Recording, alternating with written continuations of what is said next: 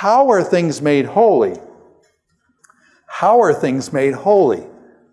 Things are designated or what they call sanctified. Sancta is the Latin word for holy. Sancta is the Latin word. This is sanctuary. Has anybody ever heard of the study of sanctification? What is the study of sanctification? The study of being made holy. By the way, is anybody in the holiness movement? My day, they used to have the holy rollers. They used to have, holiness. It is sanctified, that which is made holy. So sanctified, you basically set apart something for a special purpose. You set something apart for a special purpose. You sanctify it, you designate it, oftentimes with oil and that kind of thing. And how does the transmission go? The transmission goes usually through touch. You anoint some with oil. Has anybody ever heard the phrase laying on of hands? Okay, when you're designating a minister or an elder in your church, it says or a missionary. Have any guys done that with the missionaries? And they come up and they lay hands on you, and it's supposed to be this laying on of hands through touch. You're designating this person to be a special person who's going to be a missionary to a special place, and you designate that person as being special, dedicated to that cause. And so usually it's through touch, and usually it's through oil. The holiness is usually touch and oil, anointed. You anoint the person, you touch the altar, and the altar is holy and things like that. Now, here's a really cool story with Jesus, okay? Matthew chapter 9, verse 20, and this also occurs in some of the other Gospels. Jesus is walking through a crowd, okay? Jesus is always walking through a crowd, okay? So Jesus is walking through a crowd. There's all these crowds around Jesus all the time. Feed me, you know? Anyways, all these crowds around Jesus. Sorry for that was sarcastic, but anyways. So these crowds around Jesus, okay? Question, do people, when you get in a crowd like that, do people push people, touch people and things like that? I mean, we went to a basketball game down at the Celtics there, and, the guys come out running out there and stuff like that. There was one guy that was there. Question, was everybody trying to touch him? Everybody was trying to touch him. This hand touched him. This hand touched him. I had Michael Jordan sweat on my hand. I would never wash that. This is the honest truth. I did. My son made me do it. But anyways, he went over there. Anyways, we did Michael, and boom, I got him. And Michael Jordan, I'll never wash that hand again, Anyways, I do wash that hand. Anyways, but sorry. Anyways, but what I'm saying is this notion of this, okay, so Jesus is in a crowd. Everybody's pushing Jesus and stuff. Jesus stops in the crowd and he says, hey, who touched me? Who touched me?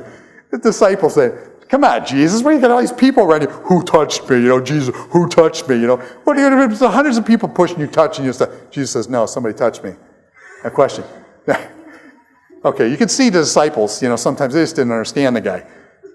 So he turns around, question, somebody touched him. Did something happen? Something happened. He turns around, and there's a woman behind him. Question, the woman's got an issue of blood. Now, you've read Leviticus. There's a woman there who's got an issue of blood. Question, is she clean or unclean? She's unclean. What happens when somebody's got leprosy who's unclean touches somebody who's clean? What happens to the person that's clean? Okay, you got leprosy, you touch a clean person. Question, is that person unclean until evening, got to wash and all this kind of stuff? Yeah, okay. So when unclean touches clean, what happens to the clean? The clean becomes unclean. What happens with Jesus? The woman touches Jesus. Question, does Jesus become unclean? No. It backfires, and boom, the woman becomes clean. Boom, she's healed. Is that cool? Does that totally violate Leviticus? Do you see what happens? Is all that Leviticus stuff there? Is she unclean? She's unclean. She touches Jesus. All of a sudden, boom, she is healed. Beautiful. Absolutely beautiful. Okay? So you get this really cool stuff happening with Leviticus with Jesus, who touched me, and then flipping it back. Yes? I heard, couldn't she have also been killed from having... Well,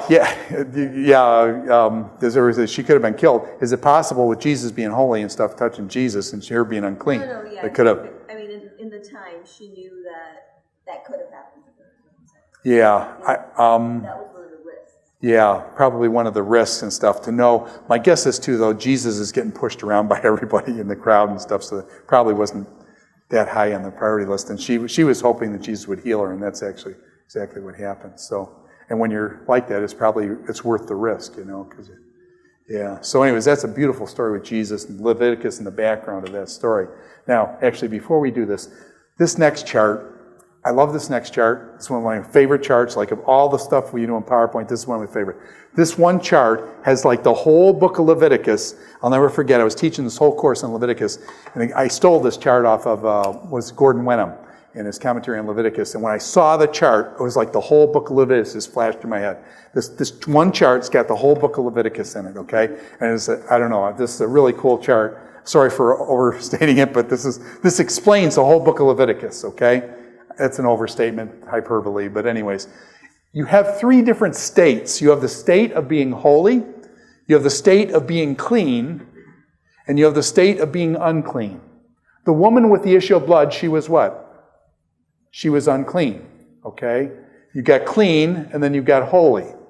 Now, much of the book of Leviticus, does it tell you about who's unclean? A woman has a child, and she's unclean for 33 days after having a child, and she needs to do purification and stuff like that. A guy does certain things, and he touches things he shouldn't, and he's unclean. He's got to wash up, things like that. If you're unclean, how do you get to clean? If you're unclean, you cleanse. What substance do you use for cleansing? Water. Okay, water, largely you wash up. Okay, so unclean, you clean, you wash. By the way, do the Jews have a ton of ceremonies where they're washing their hands? Ton of Jewish ceremonies where they're washing their hands. By the way, is that good hygiene, by the way, too? Yeah, okay, so they're washing their hands with this stuff. The other substance that can cleanse, but they don't wash in this, is blood. Okay, does blood cleanse and things? So would you have sacrifices taking you this way, with the blood shed for the sacrifices? So water, blood, cleanse, okay, you become clean. Now, how do you move from clean to holy? How do you move from clean to holy?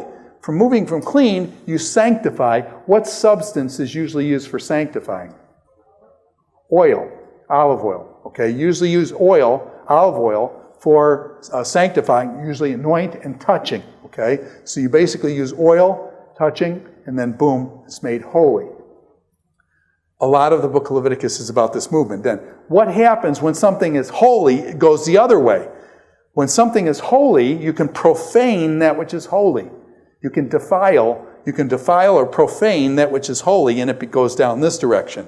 When you've got something that's clean, you pollute it, and it becomes unclean.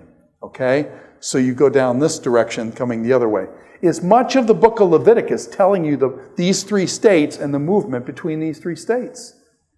Yeah, this is I don't know, man. This is like the book of Leviticus in just one chart like that. And it's a lot of stuff there.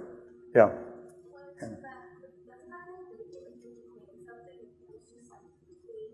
Pardon? I don't know.